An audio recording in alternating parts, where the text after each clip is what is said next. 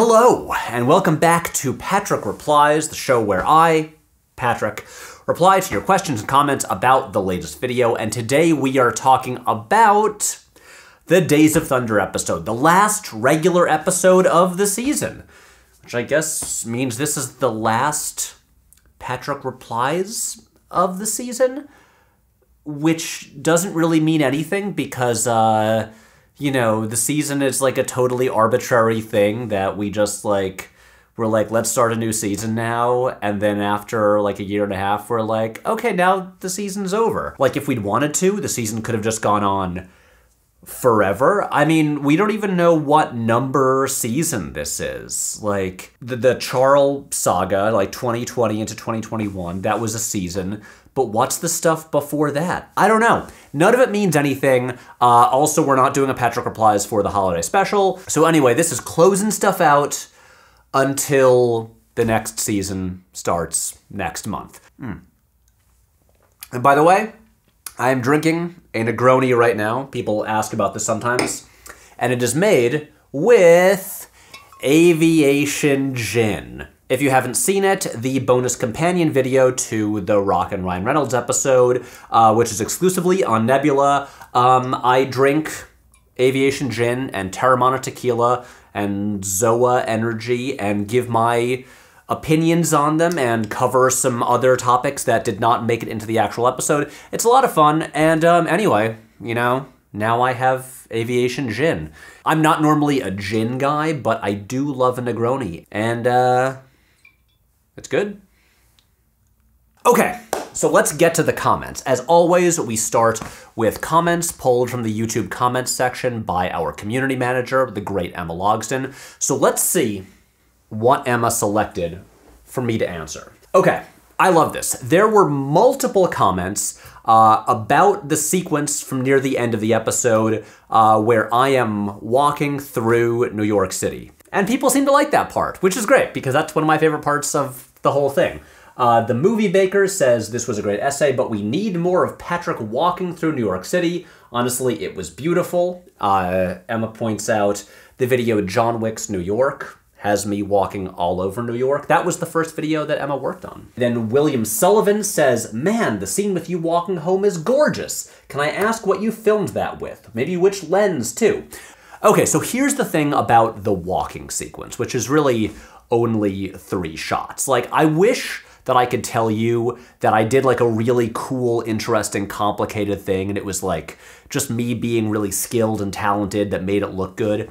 But that is not the case. It looks good basically because of the time and the location. So the first and third shots were shot with this, a Canon FD 70 to 210 millimeter lens, I believe zoomed in to 210 millimeters, because a really long lens like that compresses the space, and so that first shot where it's looking way down the street and you can see all the buildings in the background and everything is like really kind of like stacked on top of each other, that's because it's a very long lens. But the main reason that it looked good is that we shot it at dusk, like what's known as blue hour, like right as, you know, the sun is basically set and it's not fully pitch black yet, but everything's just kind of like darker and bluish, and so it just looks good, but there's a very small window of time there. And also, it was a day where it had been raining pretty much all day, and the rain had just stopped. So the streets were all wet, which reflects the light, and also there was a lot of fog around.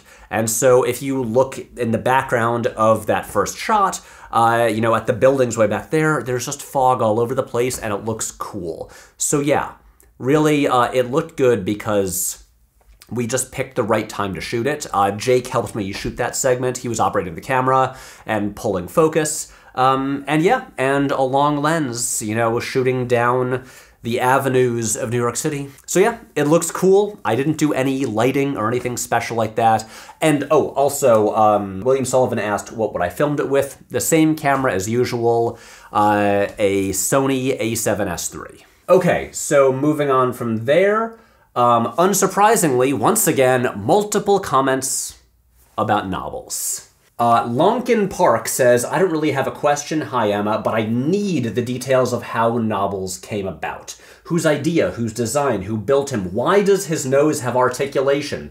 I love him so much, and I'm excited for this year to potentially usher in the Nobbles era. I just need the behind-the-scenes nitty-gritty. So this comment was definitely posted before the last Patrick Replies episode came out, the one about, you know, the movie stars as brands episode, because in that one I told the full story of Nobbles, how he came about.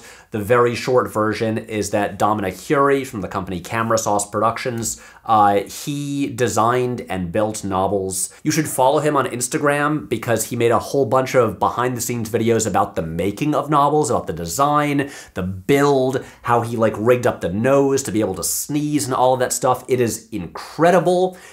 He did amazing work. He's so talented, so go follow him and check that out. Okay, and then Studio Inkblot says, my initial theory was that Nobbles is evil, but that wouldn't make sense right after Charles since it'd feel derivative. What makes more sense is show Patrick is so traumatized by what Charles did that he can't bring himself to trust a new cute mascot, and it'll bring him down a dark path. Those are very interesting ideas that I will neither confirm nor deny. But I will say is that for the people who saw Nobbles show up and were like, oh God, is this gonna be another Charles thing where we have to like watch this whole heavily serialized like sci-fi story with like so much lore and so many narrative scenes? No, we're not doing that. That was something that we had a lot of fun with. That was like a weird little experiment in storytelling. We're never going to do like a heavily serialized narrative arc like that again in the videos. There will be narrative elements, but they will remain lighter. Like if you miss a video, you're not gonna miss a lot of like essential plot stuff. So don't worry, this is not the Nobbles saga. Okay, so more questions. Let's see what we got. Lewis Anderton says, so for the Patrick Replies video, how do you think Top Gun Maverick compares to all of this? For all of its references to the first film and generally being praised as a nostalgic throwback to 80s cinema and films of that sort, which I think it definitely was in a lot of ways, something about it just felt different to the first film and 80s cinema as a whole. Of course, both Tony Scott and Don Simpson weren't involved, and it was made in a very different time period, but I was never able to put my finger on exactly how those differences impacted the final film. Any thoughts? Yeah, Top Gun Maverick is a really interesting case because obviously, you know, it's very indebted to the original movie. There are so many callbacks to it and homages to it. You know, the opening title sequence set to Danger Zone is basically exactly the same, and yet it feels extremely different. Those 80s Simpson-Bruckheimer productions, some of which Tony Scott directed, those movies tend to be less like coherent, strong stories and more like a collection of moments and sequences and montages strung together. That's why you look at Flashdance, you look at Top Gun, and there are just so many scenes with pop music needle drops over montages or scenes of people just driving around. And Maverick feels way more like, let's say, a 90s drama. There are far fewer montages, there are far fewer needle drops, it is way more narrative and character driven than the original Top Gun. This is something that Emma disagrees with, but I think Top Gun Maverick is vastly superior to the original movie. I enjoy the original, I think it's fun, but I think Maverick is like a great movie. Look, I know I'm the guy who's always like, look, I like when movies are like light on story and they're about vibes and they don't make any sense and they just look cool.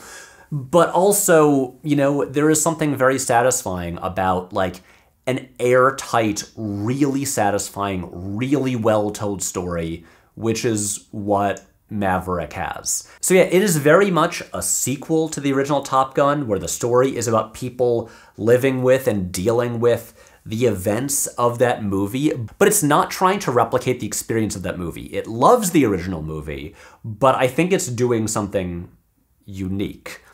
And I think that's what makes it so good. 19 Hill says, number 1, those outdoor shots of Patrick returning to the apartment is some of the most beautiful camera work I've seen on YouTube ever. Well done, sir. Thank you so much. Number 2, for Patrick Replies. Hi, Emma.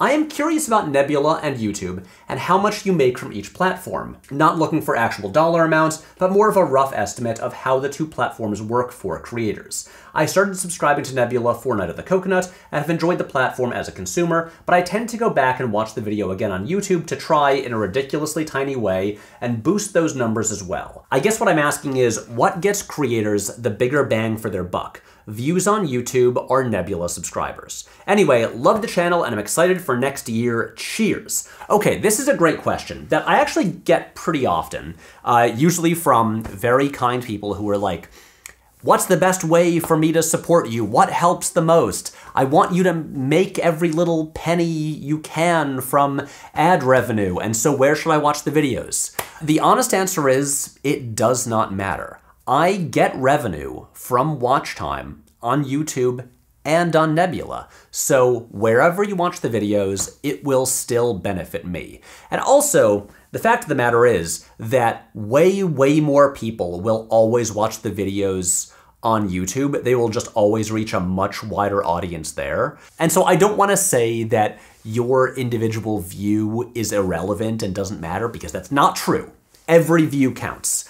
But also, you know, it's okay if the view count on YouTube is one less, because financially, it'll all be the same for me. So personally, I think Nebula is a better viewing experience. Their video compression degrades the actual video quality less. And there's another thing, oh right, there's no ads, which is great. So yeah, if you can afford it, and you know, annual plans I think are a really good value, I would encourage you to, you know, watch the videos on Nebula, plus there you get, you know, the bonus companion videos, you get the holiday special, which is a thing that I'm very proud of. But yeah, watch it wherever you want. I don't mind. I'm gonna be fine either way. Colin Austin says, hi Patrick and Emma. Loved the video, and I'm very glad you finally got a chance to talk about Oasis again. Oh boy, I'm being asked to talk about Oasis again, one of my favorite topics. And I'm sure that like 98% of the audience is like, what the fuck is Patrick's deal with this dumb British band that broke up 15 years ago that no one cares about? Why does he keep talking about them? I don't know, man. I just love them, and I always will. So I will try to make this part quick, because most people watching don't care about it. I think one crucial question needs answering: Noel or Liam? Look, I love them both. Liam's comeback from like 2017 onward has been really great. He got his voice back, which is wonderful, because it is really degraded in a bad way, and he's sounding really good, and he's taking the music seriously again. I'm curious about this album he has coming out with John Squire, but also I think it just fundamentally has to be Noel. But look, the real magic is when they're together, when Noel's writing a song that Liam sings. And they're giving interviews together and being mean to everybody, including each other. Okay, also, what is your favorite album? It's Definitely Maybe. Actually, Definitely Maybe is definitely maybe my favorite album of all time. Wow, that was so clever. Way to go, Patrick. Okay, I have real fondness for the Standing on the Shoulder of Giants era, As Long as They've Got Cigarettes in Hell is incredible, and I think it's especially interesting because it's the album they recorded after Be Here Now. Adding to your analogy from the video, seeing how an artist comes away from a disaster, like Days of Thunder or Be Here Now, can be really interesting, and with the fourth album, I think Noel definitely wanted to simplify their sound and reduce the drug-fueled excess of the last one as much as possible. Okay, I am fascinated by the Standing on the Shoulder of Giants era. That's what basically, the short version for those who are not Oasis aficionados, is that, you know, Be Here Now came out in '97. It was like the biggest album of the decade, initially, like upon its release. And then everyone decided they hated it, and Oasis got so tired and burnt out, and they just like went away for 3 years. 2 members quit the band. And then in 2000, they came back with their fourth album, with some new band members, like a new producer, a new sound. And my thing with that album is, I think there are 4 great songs on it.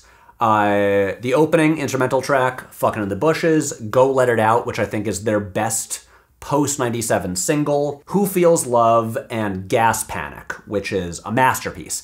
And they were really evolving their sound, moving away from the 50 tracks of overdubbed guitars, to adding drum machines and electronic elements and mellotrons and all this stuff. And I think it sounds great. Those songs that I mentioned, nothing they had ever done sounds like those. I think it's such a cool sound. And you mentioned the B-side, As Long as They've Got Cigarettes in Hell.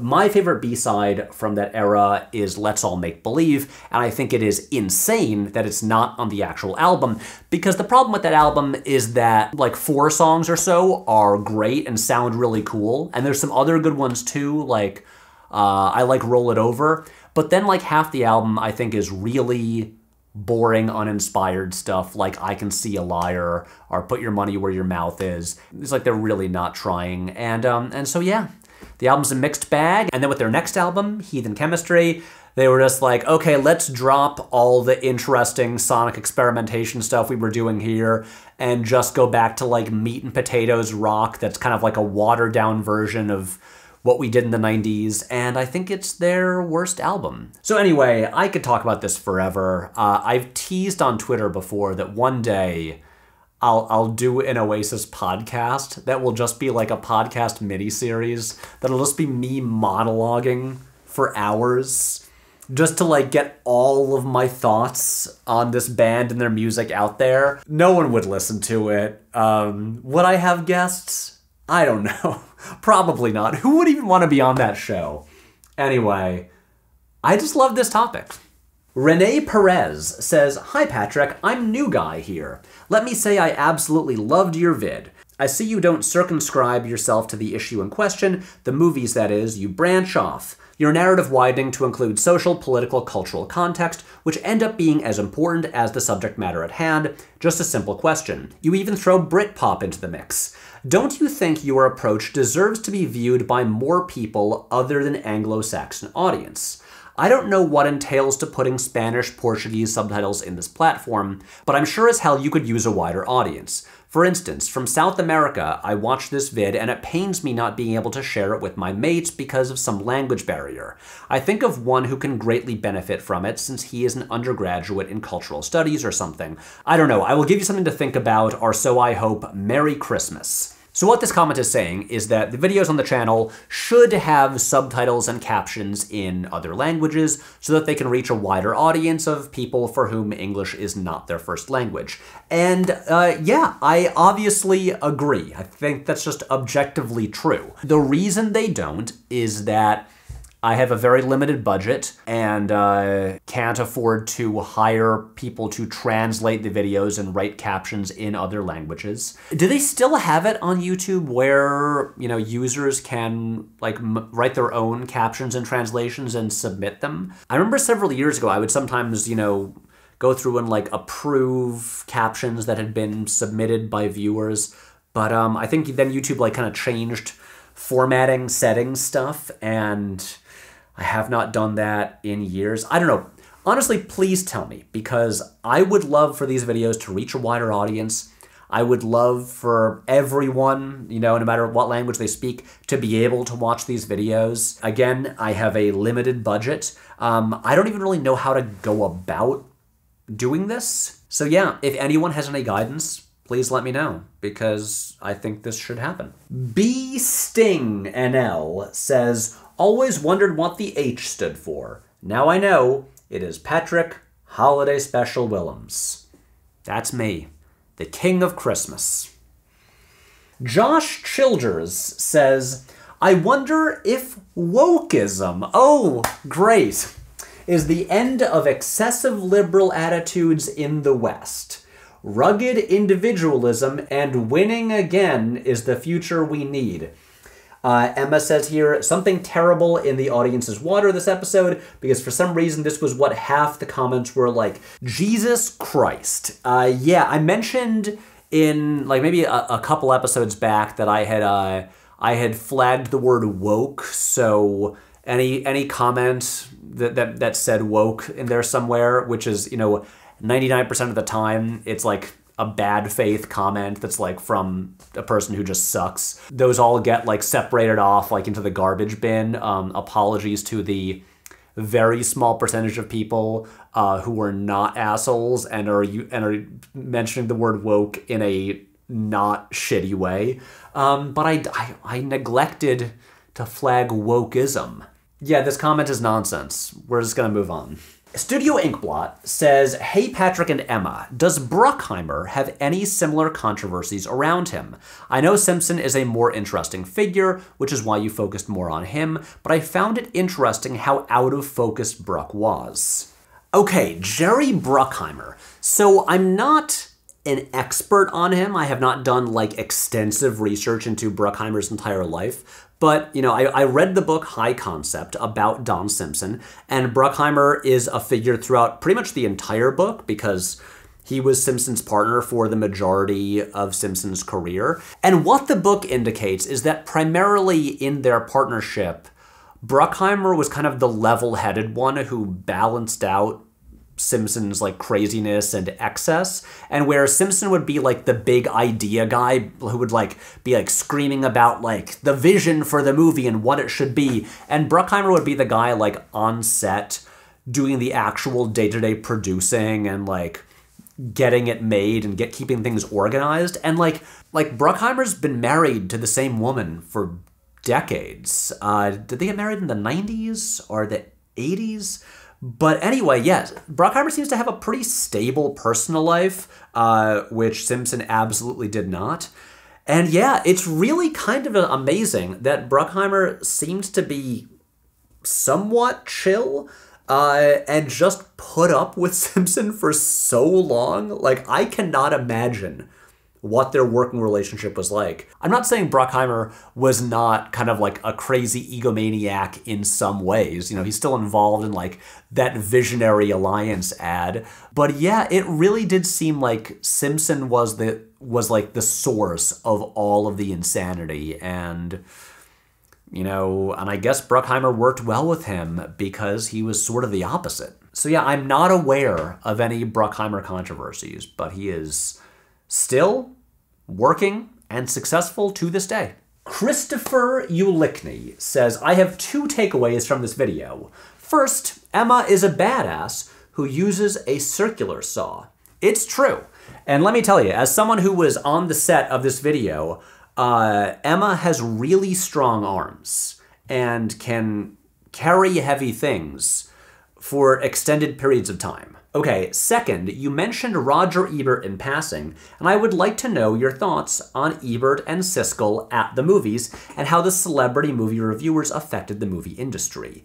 I can't count the amount of movies that I went to see because of their showcasing the movie for me.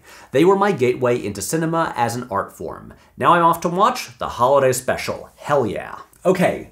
Siskel and Ebert at the movies. So over the years, I feel like especially when they were at their height, Siskel and Ebert would receive like criticism and blowback for like turning film criticism into like a binary thumbs up, thumbs down system and like dumbing it down. And like, I get that criticism, but also I think fundamentally at the end of the day, because of their reach and their influence, so many normal Americans saw interesting, challenging, great movies that they otherwise would never think twice about because Siskel and Ebert championed them, because they had a big platform and they used it for good, and I think had a net positive impact on like American movie culture. I will say that when I was a kid, I honestly did not watch Siskel and Ebert very regularly. I feel like I started watching on TV more regularly after Siskel had died.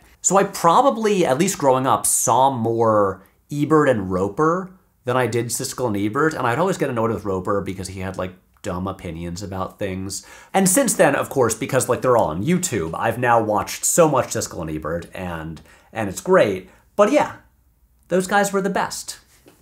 We love them. Karma Training says, "This is a great video documentary and was extremely entertaining, but I would love to watch a video exclusively about how Patrick cannot have his face covered in rivers of sweat with that 1 million watt key light behind him and wearing a super thick sweater." Okay, this is a great question. So yeah, why am I not super sweaty under those really hot lights? Well, the simple answer is that they are not really hot lights. We're using LED lights, which do not put off heat the way that tungsten lights do. So yeah, that really hard edge light blasting down on my head is not actually creating any heat, does not affect my body temperature. We're in a room with air conditioning, you know, making it a very comfortable temperature. So yeah, so wearing a sweater feels totally fine. There was one episode this past summer, I think it was the AI one, when the air conditioning was broken in the building that day. And so between every take, I would be like mopping sweat off my brow. But yeah, that was it. Normally it's very comfortable. There you go. BenzNeb360 said, "If they had a t-shirt of Patrick and Emma's freeze frame, I would totally buy it." Good Dial says, "Either that or the Chloe and Patrick freeze frame in the end of the video." Do people actually want these t-shirts with just, you know, the shot of the freeze frames on them? Because, you know, if people want to buy them, we could make them. Let me know. D. Tina Glia Studios says, "Adam Lance Garcia..."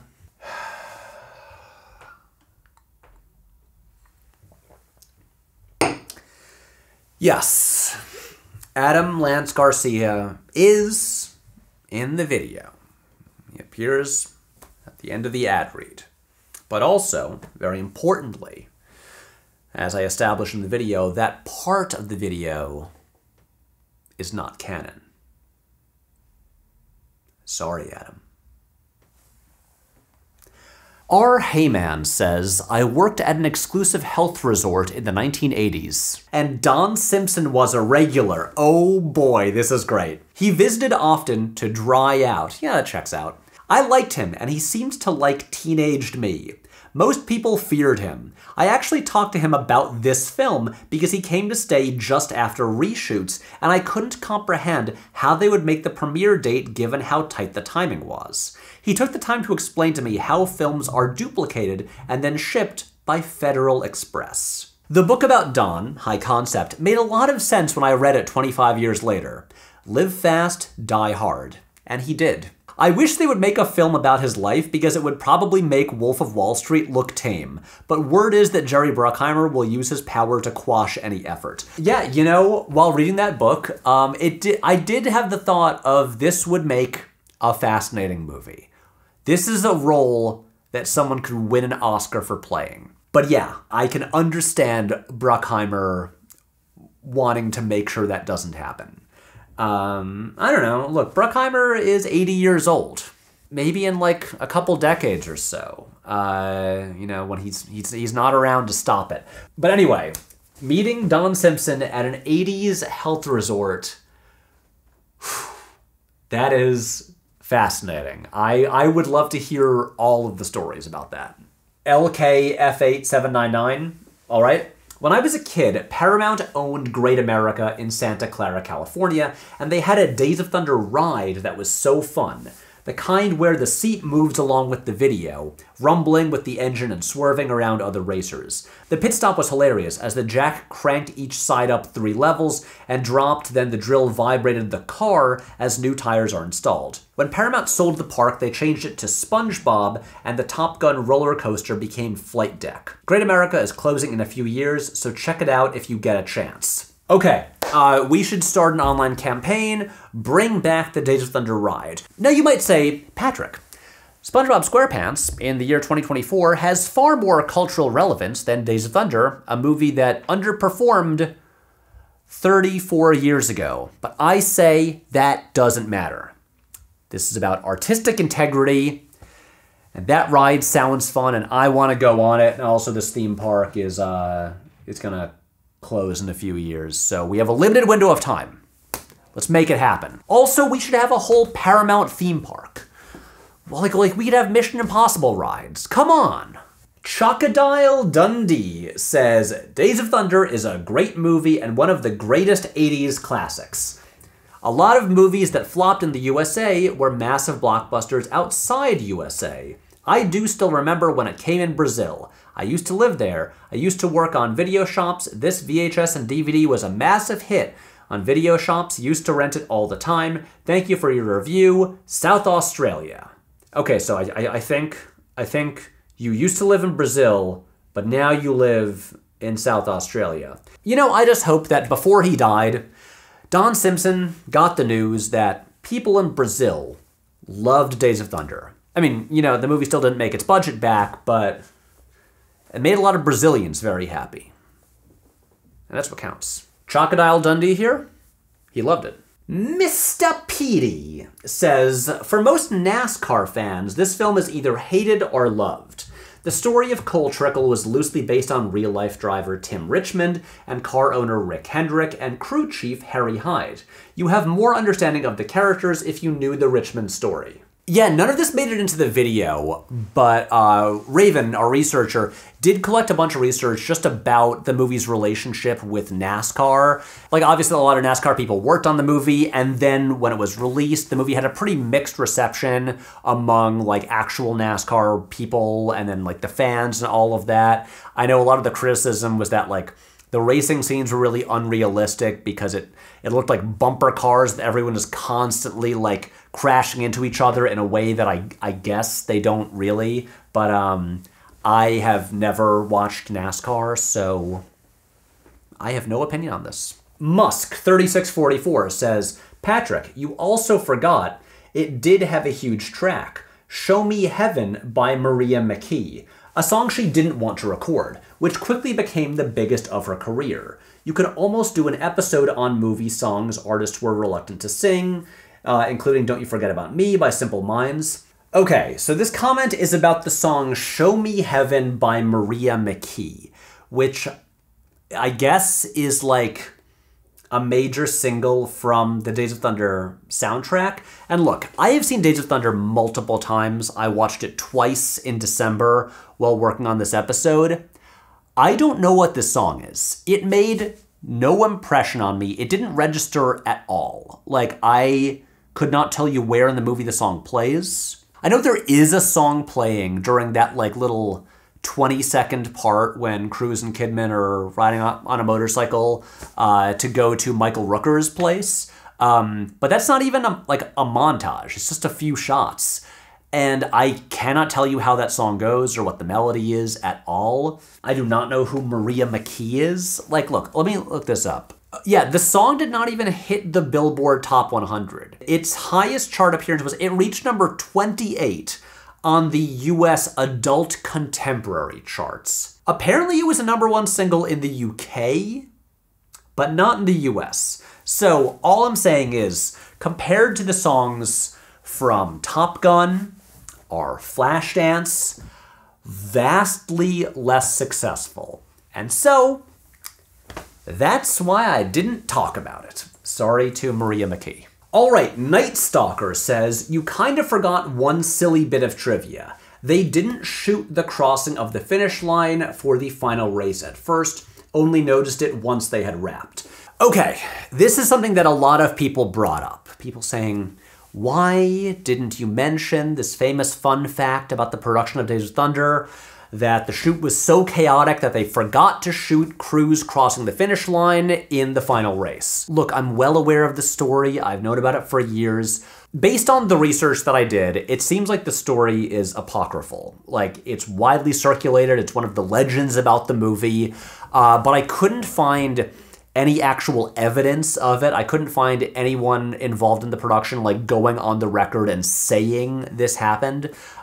It seems like what might have happened is that, yes, during the main production, they did forget to get that shot, but then they got it during reshoots, and in the movie, he crosses the finish line. So I left it out of the video because there just wasn't much to say about it other than going like, well, you know, no one said it on the record, but some reports say that they forgot to get the shot, but then later on they did get the shot, so that's why it's not included. Jello Wiggler says, makes me wonder about what the opinion on Far and Away, Legends of the Fall, and The Last of the Mohicans would be, the generational epics. Yeah, I mean, this isn't really tied to Days of Thunder, but there was that run in the early 90s of several big, like, American set period epics. The one that you're leaving out is Dances with Wolves, which was a huge one, and like won Best Picture at the Oscars. You know, maybe we wouldn't have gotten Last of the Mohicans or Legends of the Fall if it weren't for Dances with Wolves. But yeah, that was a little era of early 90s American cinema. Let a big sweeping landscape shots, people riding horses, beautiful vistas. Yeah, I mean, I see the appeal. Okay, so that does it for comments from the YouTube comments section, which means we now, as always, go over to the questions from the Ask Patrick channel on our Discord server. If you're new here, the Discord server is available exclusively to members of the Patreon. So if you want to submit questions for future videos, join the Patreon. It's a fun place. Help us support the videos. Okay, so we only have a few questions actually from Discord. Wow, usually there's so many. There's only 3. I can handle that. So, JBlee44 says, just saw the recent video on Days of Thunder, loved it. Question on Tom Cruise. Do you feel both Rain Man and Born on the 4th of July is the first sign of him turning away from the formula he did in the 80s? Yes, 100%. Basically, look, Cruise has always been very smart and very deliberate about his career choices, and pretty much what, I'd say happened is that he was, getting more and more successful, and then he made Top Gun, biggest movie of '86. He's now a huge movie star, and he cashes in that newfound stardom, and is like, okay, I want to work with top directors, Martin Scorsese, Oliver Stone, and I want to work alongside legendary actors like Dustin Hoffman and learn from all of them and just be in good projects. And look, 2 years after Top Gun was the biggest movie of the year, then Rain Man was the biggest movie of the year. So yeah, Cruise knew what he was doing. Oh, and question on Death of the 80s. Did Die Hard play a role in the decline of the 80s style? Because that film was a huge contrast to the Stallone-Schwarzenegger style of action movie stars.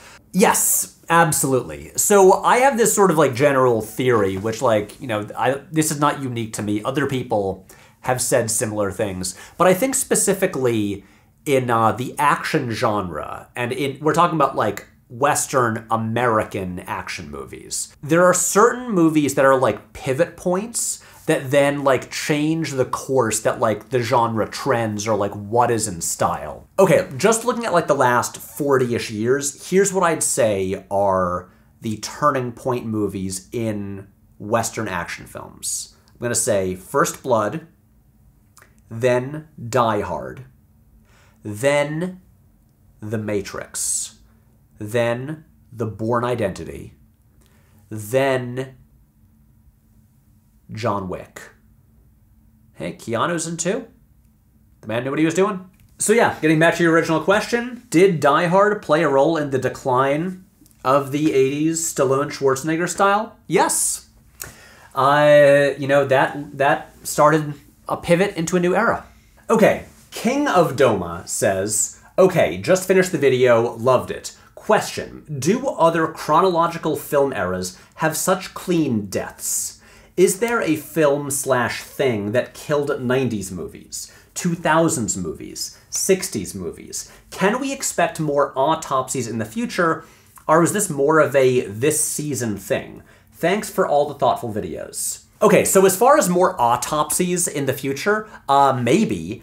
I did not anticipate going into this season that so much of it would be about, like, the death of aspects of cinema, like eras dying and all of that. It just kind of developed organically as we went. I did know going into the season that we were going to do the video about what is the most 80s movie, And it's funny now how that kind of, maybe just like subconsciously, like set things in motion or like set my brain down a certain course. Yeah, so for next season, who knows? But hopefully next season isn't so much about like things being bad. Maybe it'll be a bit more optimistic. I don't know, we'll see. Okay, but are there other like really clean endings to different eras of cinema? Maybe? Off the top of my head, I'm not sure. But I will say, I'm almost done reading Mark Harris's book, Pictures at a Revolution, which, if you have not read it, is fantastic. Like one of the very best like film history books I've ever read, and it's so entertaining. But what this book is about is it's basically about the movies of the year 1967, specifically focusing on the development and productions and releases of the 5 movies nominated for Best Picture at the Oscars, which were Bonnie and Clyde, The Graduate, Guess Who's Coming to Dinner, In the Heat of the Night, and Dr. Dolittle. Like, the point of the book is that that year really crystallized the end of one era of movies and the beginning of another. While, like, Dr. Dolittle was, like, the last gasp of, like, the big budget, overblown, like, studio roadshow musical that had dominated movies in the past, like, decade or so. And then Bonnie and Clyde and The Graduate come along and are, like, you know, influenced by like French New Wave movies and are so stylistically different or so much more cutting edge, appealing to younger audiences. I mean, basically that's the beginning of like what we think of as like 70s movies starting in 67. So yeah, these things happen. I don't know. I'll just keep studying film history and I'll see what else I find. And finally, Crantastic, which is one of my favorite usernames to say, says, all the behind-the-scenes chaos with this movie that has ended an era of movies resembles the mess behind the Flash movie, not the least of which is the bloated budget contributing to its box office failure.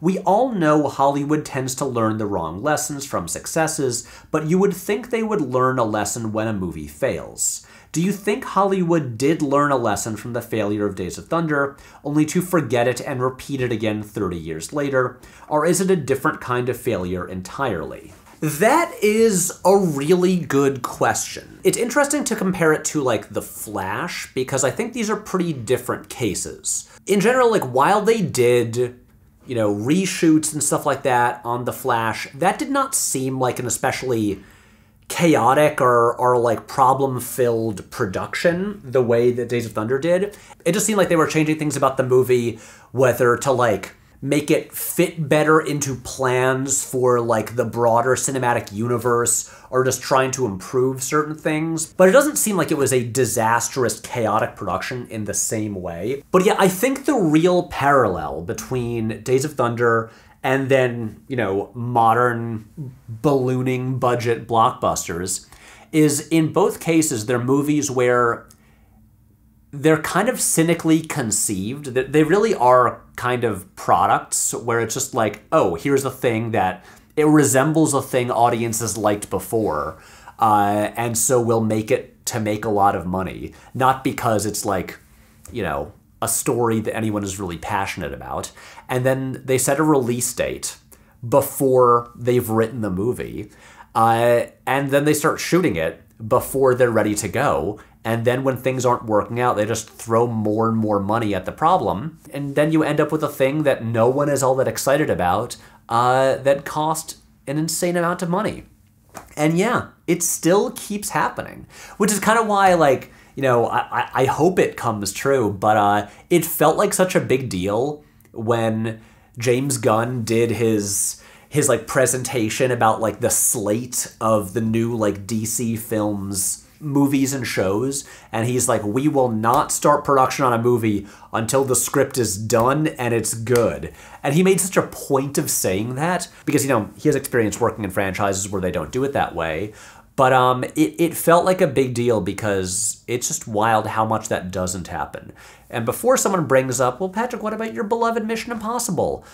Look, the way Macquarie and Cruz work is so unique to them, and no one else can pull it off the way they do, so they are the exception to the rule. Okay, well that's it for questions and comments. Wow, that was not like 2 hours long. That's great. We do now have physical mail. There was one thing in the P.O. box. It's from the UK. That's exciting. It says, for a Christmas-adjacent Q&A, are any really? So yeah, this arrived in the P.O. box the day that I went upstate for Christmas, so I did not check the P.O. box that day.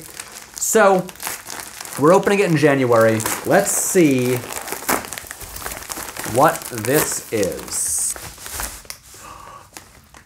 Wrapping paper. Oh my God, this is really exciting. A little bag. Patrick, read me first, please. This is so nice. It's like a present. Dear Patrick, hi, it's me, Ro again, the Patreon Discord lady who asked you about The Simpsons ages ago. I wanted to wish you, your family, and team a Merry Christmas and Happy Holidays. If it weren't for your videos, films like The Hudsucker Proxy, Dick Tracy, Speed Racer, and Ambulance would not have a special place in my heart today. That is so nice to hear. As a mixed media hobby artist based in England, I have sent you and Emma some gifts. Yours are in the blue and gold paper. Emma's is in the red and gold bag. Please feel free to open on camera. Do ask Emma first if she wants hers seen. I'd love to send you more in the future. Anyway, my hand hurts. I'll stop writing now. Sincerely, Ro. Well, Ro, thank you. Okay, so this is for Emma, and I'm gonna see Emma tomorrow, so I'll give it to her then. Oh boy. Wrapping paper level 2.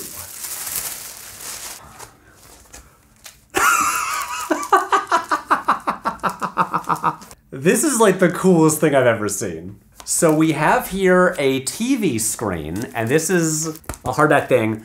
This is Itchy and Scratchy, with Itchy running Scratchy through a film projector. And then, oh my God, we have a series of hand-painted animation stills of me drawn as a Simpsons character, wearing a shirt just like I am now. Here I am in a courtroom, the judge is there, saying, if I hear AI and content one more time today, I'm going to scream. The lawyer and the judge say AI content. And here I am screaming. This is amazing. This is the coolest thing ever. Oh my God. Ro, thank you so much. This is like one of the best gifts I've ever received. This just made my day. Oh my God. Wow, what a great way to kick off the year. So I am delighted right now. I'm now just in such a good mood. Anyway, thank you for watching, everybody. Thank you for, watching the whole past season. Sticking with us with our wacky little videos. We've started slowly moving forward on the next season. We've had some meetings talking about what we're gonna do. I think it's gonna be great. I think it's gonna be a good year. I hope you're all excited about things. Oh yeah, and one more thing. I feel like I don't plug the Patreon enough, and specifically the goals that we have, because the next goal on there is that at, what is it, like 1,700 patrons, then I will commission a Muppet Patrick, a Muppet me, for the Muppet Cinema video. And look, the Muppet video is coming up at the start of next season, and we haven't reached that goal. And so, look, if you don't want a Muppet Patrick, that's fine. But if you do, that's how you make it happen. Because, you know, the reason we have it as a Patreon goal is to cover the costs of hiring someone to build the Muppet. Anyway, that is my plug. I'm done with that. Thank you for watching. Look at that.